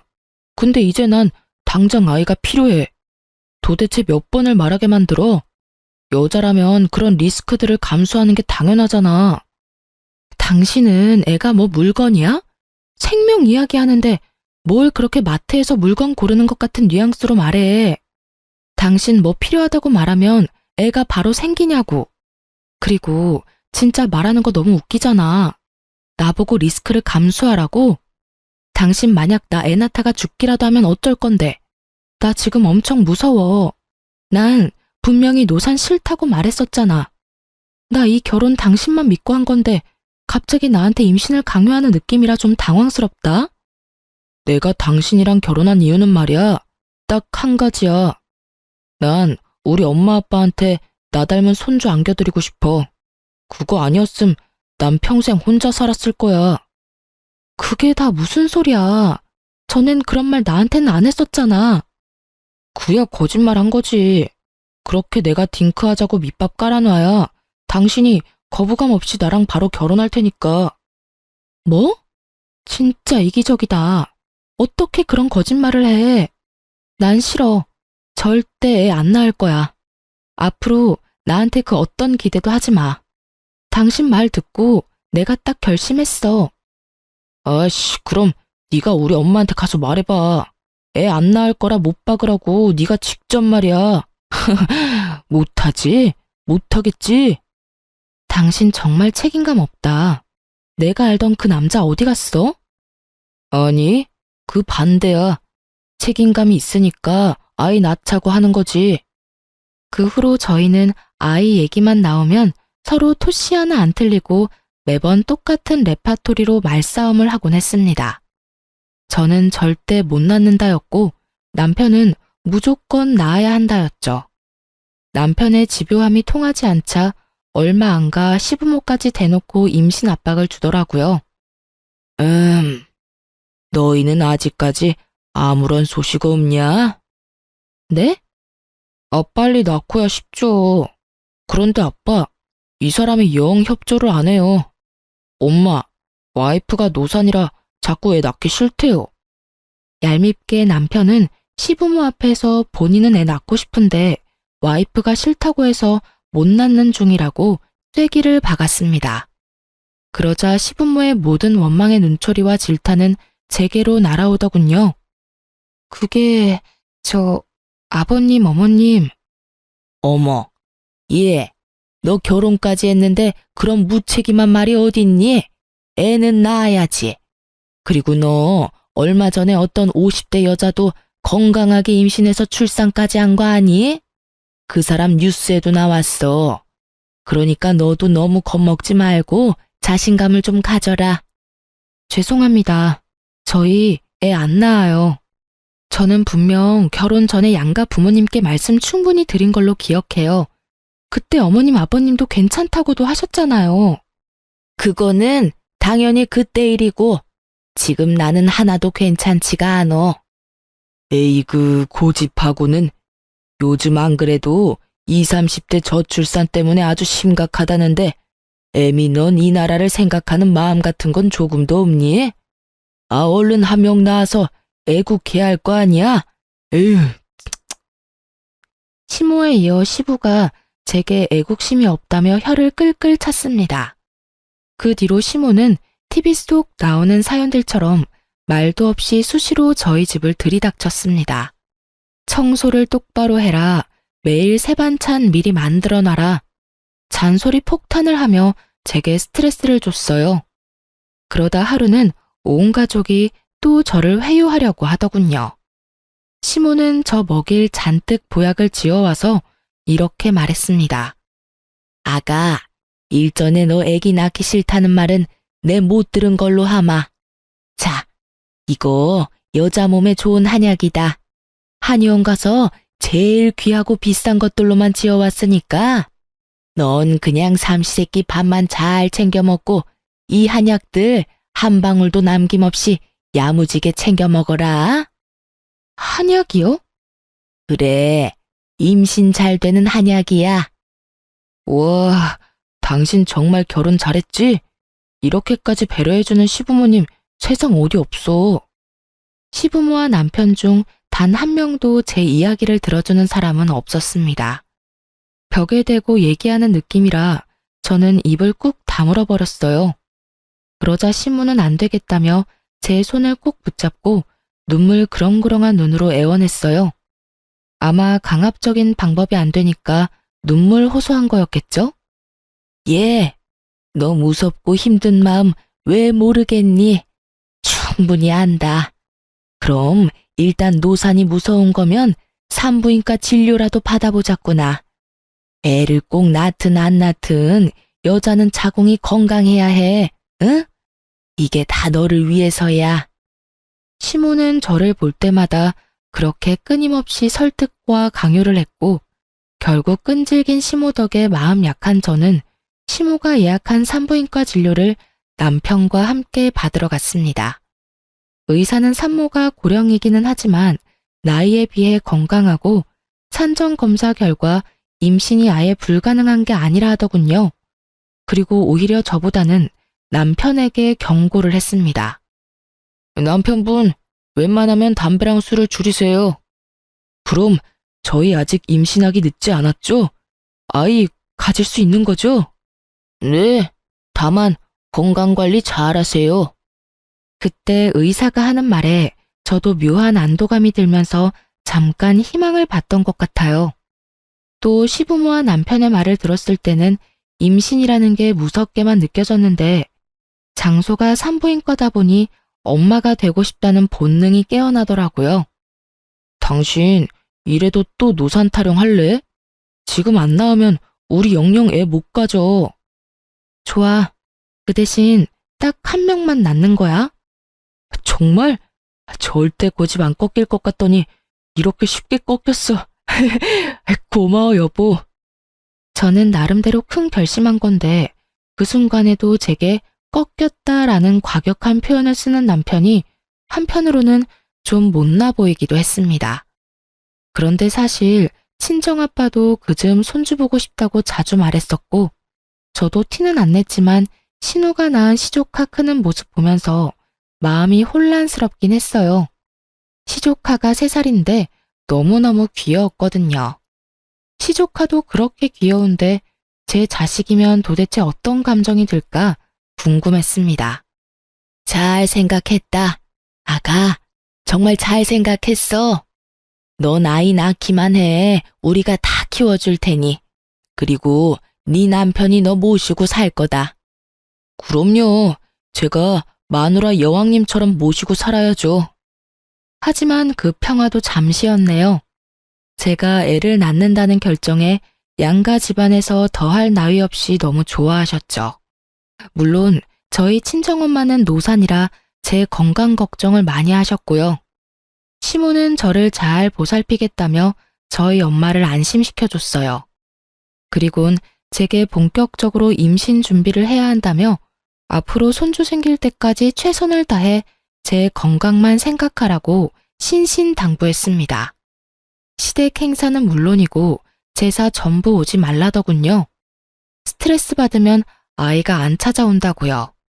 속물인가 마음에 찔리긴 했지만 임신을 빌미로 시댁을 안 가도 되니 솔직히 너무 편하고 좋더라고요. 아가, 첫째도 건강, 둘째도 건강, 셋째도 건강. 몸도 마음도 건강해야 아기가 찾아온단다. 앞으로는 내 말만 들어. 그럼 애는 금방 생길 거다. 네, 어머님. 넌 참 복 받았어. 그치? 네, 어머님. 챙겨주셔서 감사합니다. 그럼. 나 같은 시어머니 어디 없다. 그런데 시모는 점점 제 생활 모든 것을 컨트롤하려 했어요. 이유는 모르겠으나 가까운 국내 여행도 못 가게 했으니까요. 여행을 간다고? 안 된다. 부정 타. 네? 부정 탄다고요? 하지만 가까운 곳인데? 애 낳고도 충분히 여행 갈 수 있잖니. 예, 임신이 쉬운 줄 아니? 지금부터 행동거지 똑바로 해야지. 저는 아직 임신도 안 했는데 시모는 도대체 뭔 생각으로 여행도 못 가게 할까? 의문이 쌓이기 시작했어요. 차라리 임신하려면 여행이 좋은 기회이겠다는 생각도 했었고요. 결국 남편 휴가 때 저희 부부 여행도 못 가게 하던 시모였어요. 그리고 먹을 것도 특별히 다 신경 써야 한다며 시모는 손수 음식을 만들어 와서 항상 우리 집 냉장고를 채워 놓았습니다.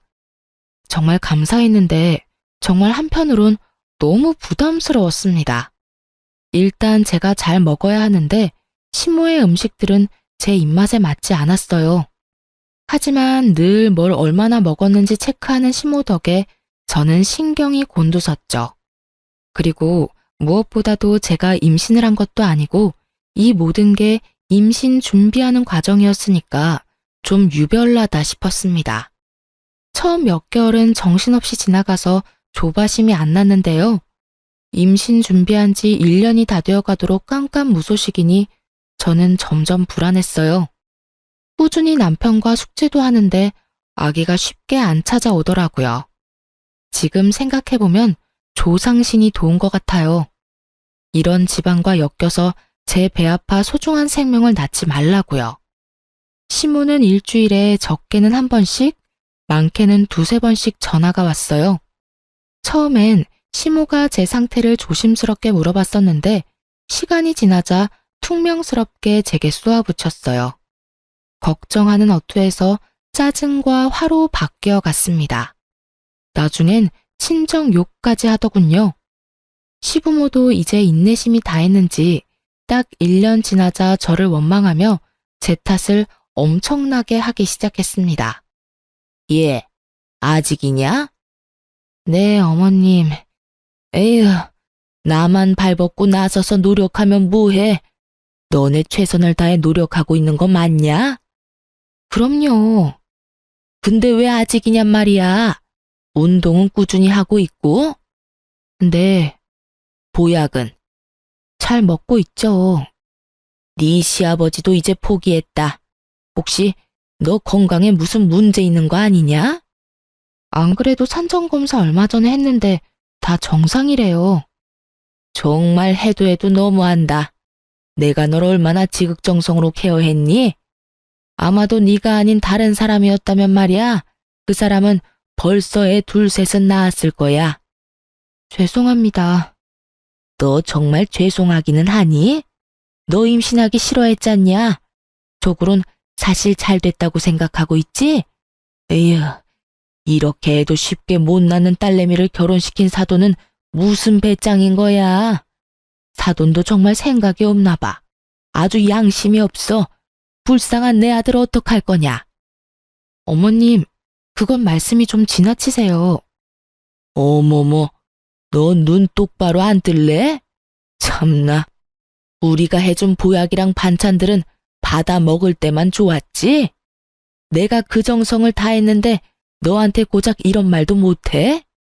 아무리 그래도 친정 부모님 함부로 말씀하시는 건 아니죠, 어머님. 애초에 임신은 제 욕심이 아니라 어머님, 아버님 욕심에서부터 시작된 일이잖아요. 그리고 제가 보약 그만 지어달라 말해도 억지로 지어와서 먹이셨고 반찬도 알아서 해먹는다 해도 어머님이 고집 부리셨잖아요. 좋은 마음으로 저는 어머님이 하라는 대로 한 줄밖에 없어요. 그러니까 더 이상 저희 친정 부모님 욕보이지 마세요. 꼴에 자존심 부리기는 큰 소리를 칠 입장이냐 네가? 아니 그냥 남들처럼 임신만 하면 끝나는 일인데 그게 어려워? 그리곤 시모는 기회를 많이 줬다며 자포자기한 목소리로 그러더군요. 에휴, 됐다. 애는 됐어. 더 이상 희망 고문 당하기 싫다. 아무래도 너라는 그릇이 잘못됐어. 임신은 글러먹은 것 같다. 아이고, 그동안 너한테 쏟아부은 내 시간과 정성, 돈 아까워라. 예, 요새 네 신우 고깃집 일손이 모자라. 이제 난 너 포기했으니 거기 가서 일이나 좀 도와라. 네? 무슨 말씀을 그렇게 심하게 하세요? 내가 심해? 네가 더 심하지. 예, 너 솔직히 내가 많이 배려해줘서 그동안 제사도 혼자 쏙 빠지고 시집와서 네가 한 게 뭐가 있냐? 요즘 인건비가 금값이라는데 가족끼리 도와야 하지 않겠냐? 내가 너한테 쓴 돈이며 시간이 다 얼마야? 돈으로 환산해봐라. 그거 내 딸한테 다 갚아. 밥은 줄 테니 돈은 바라지 말고 무급으로 일해라. 네가 여태 누린 것들 말이야. 눈에 보이지 않아도 다 빚이야. 빚이요? 웃어? 이게 정말 정신 못 차리네. 네, 웃기네요. 어머님 결국 이러시려고 애 낳기 싫다는 저 들들 볶으신 거였어요? 너 뭐라고 했냐, 지금? 싫습니다. 저 아가씨 가게에서 노동하려고 이 결혼한 거 아니에요. 애초에 어머니한테는 제가 애 낳는 수단 그 이상도 그 이하도 아니었나요? 저는 그래도 한 가족이라 생각했어요. 참나, 끝까지 자존심 부리네. 못하겠으면 당장 내 아들이랑 이혼해라. 이게 어디서 감히 받기만 하려 해? 고깃집 도와주는 게 뭐 어렵다고 정말. 시모가 친정을 들먹이며 선을 넘기 시작할 때 고민할 것도 없이 이 집안과 연을 끊어야겠다 마음먹었어요. 그날 저는 남편을 시댁에 끌고 가 당당하게 소리쳤어요. 저희 이혼하겠습니다. 애 안 낳기로 합의하고 결혼했는데 갑자기 애 낳으라고 온 식구가 강압적으로 난리치던 것도 억울하고요. 이젠 애 못 낳는다고 구박하는 거 더 이상 저도 못 참겠어요. 너 지금 무슨 행패야? 어머님이 말이야. 나 임신 못하는 그릇이래. 그러니까 아가씨 부부 고깃집 가서 무급으로 일이나 도우라잖아. 여태까지 내가 시가 식구들에게 빚만 졌으니까 몸으로 갚으라고. 그래서 그게 뭐? 진짜 이혼한다고 할 줄은 몰랐는지 시부모 꽤 당황하더라고요. 하지만 시부모나 남편이나 끝까지 절 무시했습니다. 그래, 이혼하자. 엄마 말이 다 맞는 말이구만. 뭐? 너도 끝까지 참 쓰레기구나. 처음부터 나 속여서 결혼한 거 보면 답 나온다. 저런 부모 밑에서 뭘 배웠겠니? 뭐? 근데 이게? 남편이 제게 달려들자 시부모는 더럽게 엮이지 말라면서 그를 말리더군요. 집도 우리 아들이 했고 해온 거 없는 넌 그냥 그대로 몸만 나가면 된다. 아니요. 제가 해온 혼수는 다 가져가야죠. 에휴, 독한 것. 저는 결혼 전에 해온 혼수를 이삿짐 센터 통해서 전부 친정에 옮겼습니다. 친정 부모님한테는 내막을 자세하게 얘기는 못했지만 이혼한다고 말씀드리니 두 분 다 알겠다고만 했어요. 저는 남편과 시댁에 정이 떨어진 대로 떨어진 상태라서 최대한 빨리 이혼하고 싶었습니다. 그렇게 2달 만에 합의 이혼했고 아빠는 딸이 이혼녀가 된 것을 받아들이기 힘들어 보이셨어요. 엄마는 아무래도 제가 임신으로 시달렸던 것들을 대충은 아니까 저한테 이혼 잘했다고 하셨고요. 이혼 후 억압되었던 결혼 생활에서 벗어나서 저는 다시 일을 시작하고 바쁘게 지냈습니다. 그러던 어느 날 전 남편을 소개해줬던 지인에게서 연락이 왔어요. 그놈 재혼한 거 알아? 재혼했어? 내가 미안해. 그런 놈인 줄도 모르고 소개시켜줘서. 전 남편이 저랑 이혼한 지 1년도 안 돼서 재혼을 했다고 하더군요. 저는 지인에게 과거의 사람이고 괜찮다 했지만 지인은 정말 그런 쓰레기인 줄 몰랐다고 미안하다 사과했어요. 아니야, 난 괜찮아. 근데 이젠 그놈 내 인생에서 말끔히 아예 지우고 싶어. 근데 있잖아, 그게 다가 아니더라.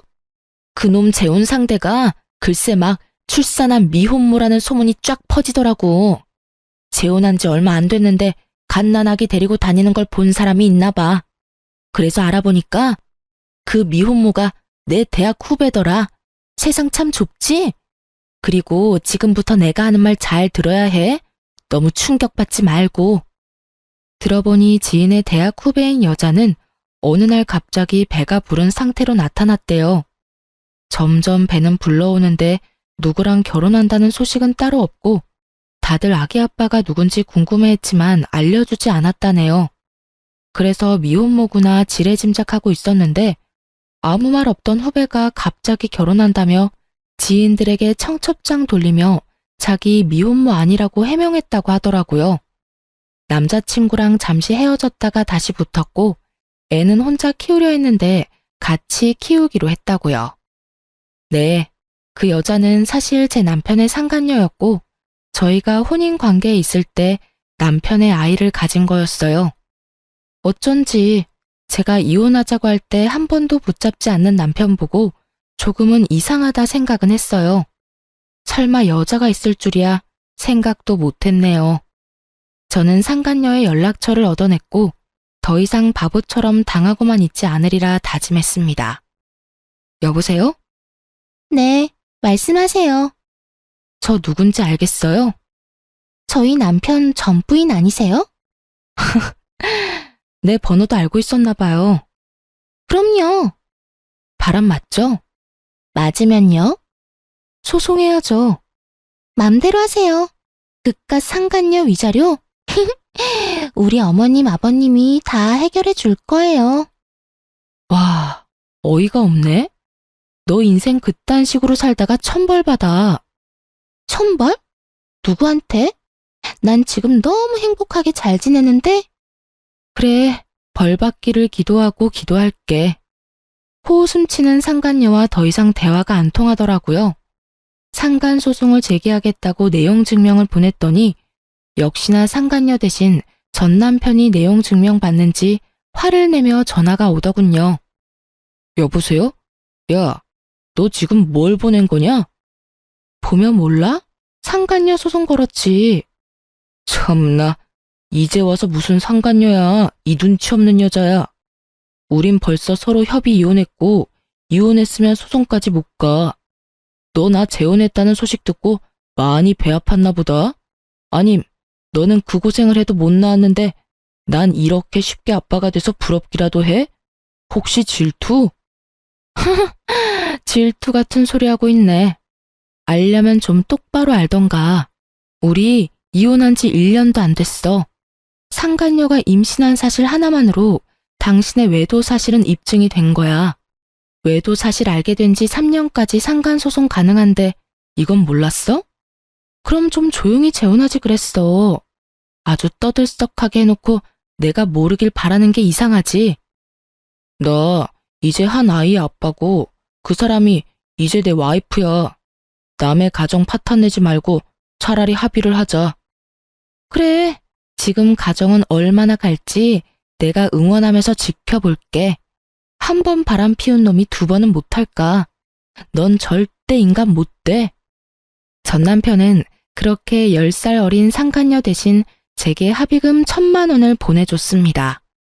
차라리 외도 사실을 제가 처음부터 알았으면 모르겠는데 이렇게 뒤늦게 알고 이혼 다 하고 다시 소송까지 가는 게 번거롭더라고요. 그래서 저는 1,000만 원 받고 깔끔하게 털어냈다고 생각했어요. 전 남편은 제게 돈을 보내고 지긋지긋하다며 다신 연락할 일 없었으면 좋겠다더군요. 그렇게 3년이라는 세월이 흘렀고 최근에 모르는 번호로 전화가 자주 왔어요. 너무 집요하게 오길래 한번 받았는데 잊고 지냈던 전 남편이라는 작자였어요. 여보세요? 누구세요? 당신이야? 당신 맞아? 아, 지가 연락하지 말라고 하더니 이렇게 먼저 연락하는 경우는 뭘까? 우리가 연락해서 정리해야 할 게 뭐가 아직 남았니? 당신 맞구나. 번호 안 바꿨네. 우리 다시 합칠래? 당신도 나한테 마음이 아예 없진 않지? 뭐? 지금 혹시 만나는 사람 있어? 미쳤냐? 술 취했어? 나 만나는 사람 따로 있어. 지금 무슨 소름 끼치는 개소리야 한밤중에. 거짓말. 없지? 아직 남자 없는 거 맞지? 나 너랑 헤어진 뒤로 당신 계속 생각나더라. 우리 애 가지려고 서로 최선을 다했었잖아. 난 우리가 지금도 충분히 가능성 있다고 생각하거든. 뭐? 우리? 우리 같은 소리 하네. 그리고 뭐 나랑 헤어지고 바로 재혼했으면서 입에 침이나 바르고 거짓말해. 시부모한테 미움받을 때 나몰라라 하고 와이프 버린 게 누군데? 왜? 상간녀 아니 네 와이프가 바람이라도 났니? 그게 말이야. 나도 이럴 줄 정말 몰랐어. 사실 애가 이제 4살이야. 근데 내 얼굴이 하나도 없는 거야. 어릴 땐 애들 다 비슷하게 생겼으니까 그러려니 했어. 근데 클수록 내 얼굴이랑 더 달라지니까 부모님이 애 유전자 검사라도 해봐야 되는 거 아니냐고 그러길래 혹시나 싶어서 했는데 불일치로 나왔어. 그 애가 내 애가 아니었다고. 그 여자한테 나도 우리 부모님도 완전 속은 거야. 엄마가 그 사실 알고 미용실에서 바리깡 빌려와서 자고 있는 그 여자 머리 중간을 싹 다 밀어버리고 그 여자 쫓겨났어. 진짜 가지가지한다. 그러니까 여보, 우리 연애할 때 좋았잖아. 나 더 이상 여자들 못 믿겠어. 당신 같은 여자 아무리 찾아도 없더라. 우리 재결합하자, 응? 내가 지난날 용서 빌게. 엄마 아빠도 너 다시 오면 받아줄 거래. 전보다 더 잘해주실 거래. 속이 다 시원하다. 근데 뭐 이제 와서 다시 합치자고? 너 완전 미친 거 아니니? 아니, 너네 엄마 아빠도 제정신 아니시래? 끊어.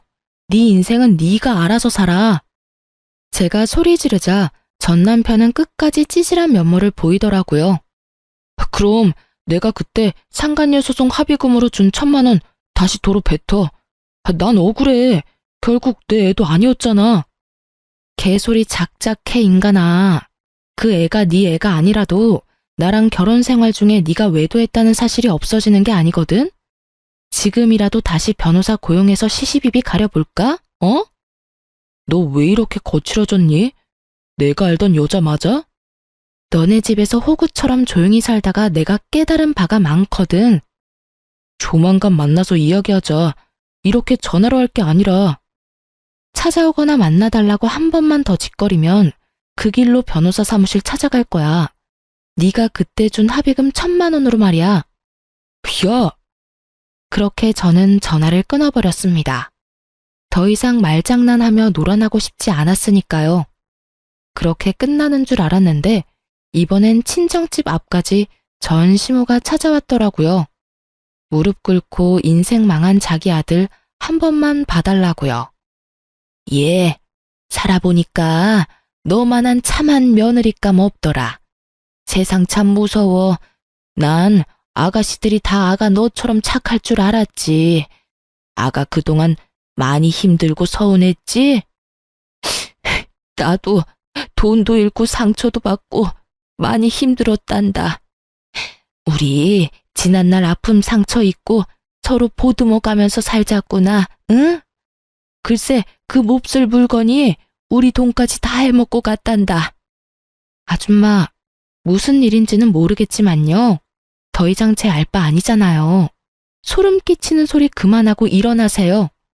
저보고 몸만 가지고 나가라던 그분이 지금 왜 이러시는 걸까요? 그리고 제가 미쳤다고 그 지옥을 제 발로 걸어 들어가겠습니까? 아, 아줌마가 저한테 와서 이러는 걸 보니까 뭐 아줌마 아들이 별 볼 일 없다는 건 드디어 비로소 알았나 보네요. 움찔거리던 전시모는 거짓 눈물을 흘리며 제 바짓가랑이를 잡고 늘어졌어요. 제발 아가, 우리한테 한 번만 기회를 주렴. 글쎄, 아무래도 그 여자애가 처음부터 돈을 목적으로 내 아들한테 접근한 것 같아. 뱃속 핏줄까지 속이면서까지 말이야. 당신 지금 우리 집 앞에서 뭐 하는 거야? 어머, 아이고 사돈, 오랜만입니다. 잘 지내셨어요? 잘 지냈냐고? 내가 당신이랑 당신 아들 때문에 잘 지냈을 리가 있겠어? 내 딸 눈에 피눈물 나게 한 것들 때문에 난 한동안 잠을 못 잤어. 오냐, 오늘 잘 찾아왔다. 너, 내가 전부터 주고 싶은 게 있었거든. 그때 그 광경을 목격한 저희 엄마는 너 잘 왔다면서 걸레반 구정물을 가져와 전 시모의 얼굴에 확 뿌렸답니다. 에이, 에이, 이게 뭡니까? 뭐긴 뭐야. 지금 당신이 흘리는 그 가짜 눈물만큼 더러운 구정물이지. 냄새가 지독할 거야.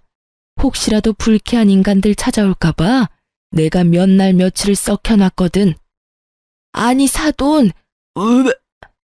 누구 보고 사돈이래? 경찰 부르기 전에 썩 꺼져. 못된 여팻네야. 그렇게 저는 친정엄마 덕에 시원한 복수를 마무리할 수 있었습니다. 그 후로 전 남편은 지인들 사이에서 나쁜 소문은 무성해지고 평판이 급속도로 나빠졌다 합니다. 또 모임이란 모임은 쪽팔려서 전부 관뒀다고 하더라고요. 정말 쥐죽은 듯이 살다가 상간녀의 진실을 알게 된 후 초스피드로 이혼했다네요. 그리고 아이 핏줄을 속인 것도 모자라 그 상간녀의 친정 부모가 알고 보니 전문 부동산 투자 사기꾼이었다네요. 지방에 있는 땅에 개발 소식이 들어온다며 투자하라며 권유해놓고 개발 가능성이 거의 없는 땅을 속여 팔아서 손해보게 만드는 수법이었죠. 전 시부모 그 전문 사기꾼들에게 홀려서 3천만 원씩 각자 투자했었다고 하더라고요. 땅을 1억도 안 되는 돈으로 살 수 있다고 꼬드기니 사돈이 설마 거짓말이라도 칠까 아니란 마음으로 종잣돈을 전부 투자했나 보더라고요. 솔직히 생돈 날린 시부모 한동안 시름시름 앓았다는 소식 듣고 꼴 좋다고 생각했습니다. 그놈의 손주 타령 그렇게 하더니 가짜 손주한테 그만 홀려서 상간녀 집안에 그동안 간이고 쓸개고 다 빼앗긴 거죠. 전 시부모와 전 남편 보면서 결국 제게 지은 죄가 있으면 다른 어떤 방식으로든 꼭 반드시 업보가 돌아온다 생각했습니다. 제게 상처 주고 저를 내쳤던 그들이 평화가 깨져서 너무 행복했어요. 하지만 그들의 불행을 너무 오랫동안 곱씹지는 않으려고요. 저도 건강한 마인드로 제 인생 잘 살아야죠. 그래서 이곳에 털어놓고 또 새로운 마음가짐으로 살아가려 합니다. 저는 아이들 가르치는 일 다시 하면서 안정 많이 되찾았고요. 현재 친정 부모님 집에서 같이 살고 있습니다. 하지만 이젠 상대방에게 맞춰가는 삶은 제게 어려울 것 같아요. 누군가를 다시 사랑하는 건 어렵더라도 그냥 저는 제 자신을 사랑하면서 제가 행복한 삶을 살려고요. 여러분도 여러분의 행복을 위해서 사셨으면 해요. 지금까지 긴 사연 들어주셔서 감사합니다.